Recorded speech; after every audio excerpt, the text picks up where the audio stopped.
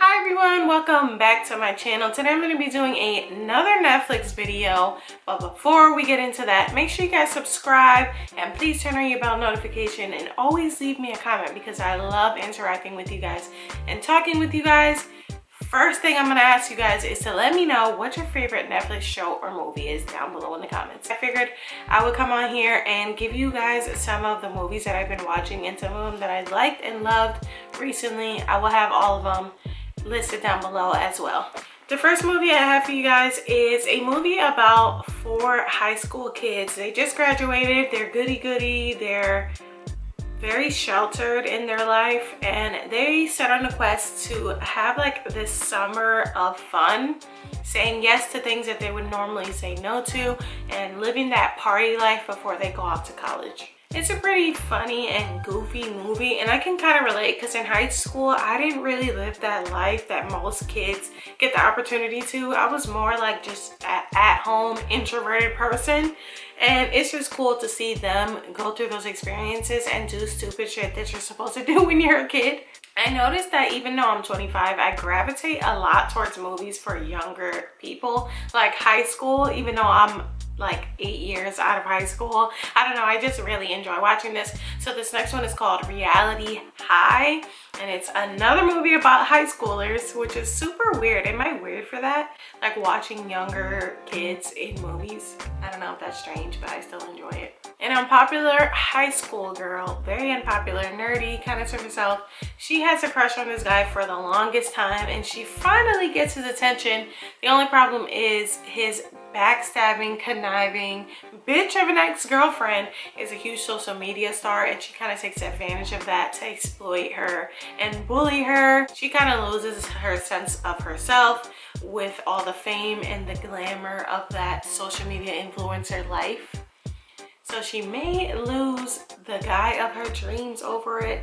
It's a pretty interesting movie, and I feel like it's somewhat relatable, especially because I'm a YouTuber and so many people are influencers and big on social media, and it's just about how some people use it for the wrong reasons. Azealia Banks, I know she's kind of controversial. I know she can be like a bitch on social media and stuff, but it was a pretty cute movie, kind of corny. I feel like a lot of the movies that I like are always kind of corny. They're not gonna win like a Emmy or something, you know what I mean? It just gets the job done, and I just enjoy watching it. It's called Love Beats Rhymes, and she joins like a poetry class. She's a rapper, like an undiscovered street like artist, music artist, and she joins this poetry class in college, and she ends up finding more of herself, and she finds her voice, and she also finds love in that class. And the guy in that movie, he is so fine, but we're not gonna talk about that right now. The First Time is a movie about Dave and Aubrey.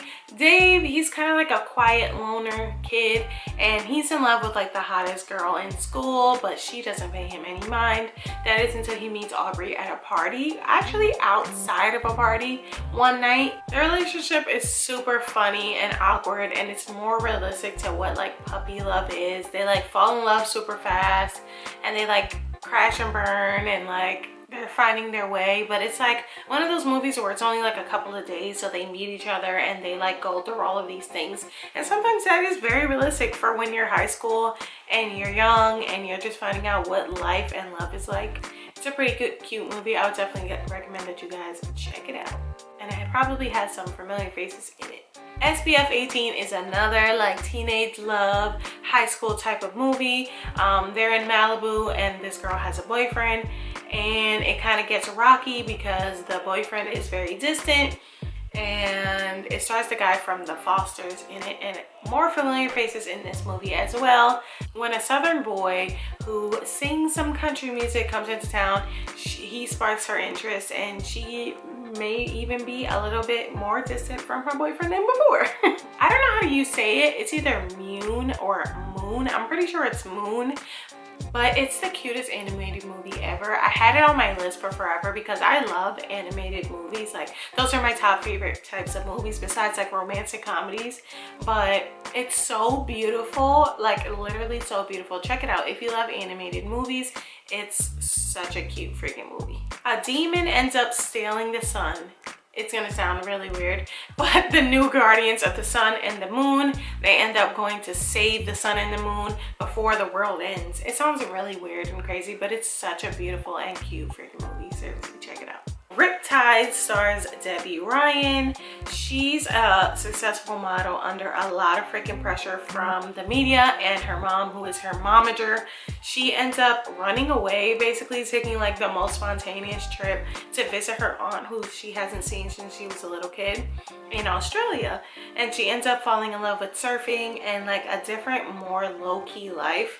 And she realizes what her real passions are, and she thinks about pursuing them even with all of the pressure in her modeling and regular life. She even helps her aunt move on from the loss of her husband.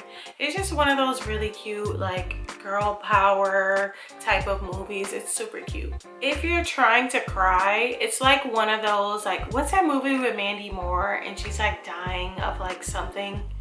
It's always one of those movies, you know what I'm talking about? Like, it just hits you in the heart. They fall in love, or they've been in love, and then somebody gets sick. Either the woman gets sick or the man gets sick. This one, the woman gets sick of cancer and she turns terminal, and they are actually engaged. So it's just one of those heart-wrenching stories that takes you through like this roller coaster of her realizing she has cancer and going through the whole process of chemo and all of that, while trying to deal with this unexpected turn of events in their lives through planning a wedding and realizing that they're not going to get to live their life together the way they plan to.